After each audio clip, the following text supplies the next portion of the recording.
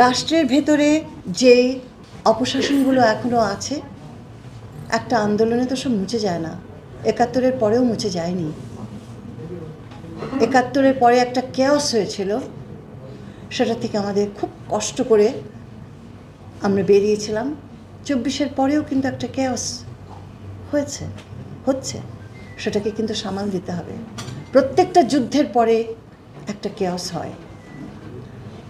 তো এই জায়গাতে লাইট হাউস একটি উদাহরণ, কিন্তু আমার দেশে কতগুলো ভালো প্রতিষ্ঠান আছে,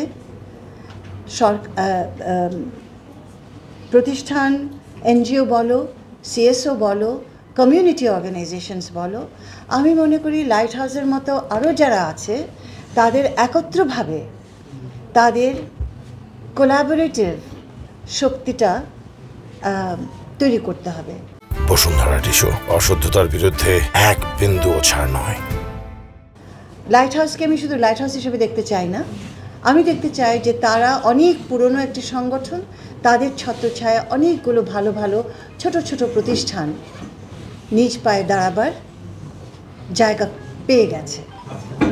এবং সেই ক্ষেত্রে সরকার যে কাজগুলো করতে পারে, সরকার তো একটা পার্টনারশিপে কাজ করে, আমাদের নানান রকমের পার্টনারশিপের কাজ আছে। সেখানে ভুল ত্রুটি প্রচুর আছে, যেটা আমি দেখে গেলাম। সেগুলোকে শুধরানোর জায়গাটুকু পলিসির মাধ্যমে যতটুকু সম্ভব আমরা করব, কিন্তু শেষ ইচ্ছে কিন্তু প্রতিটি মানুষের নিজের।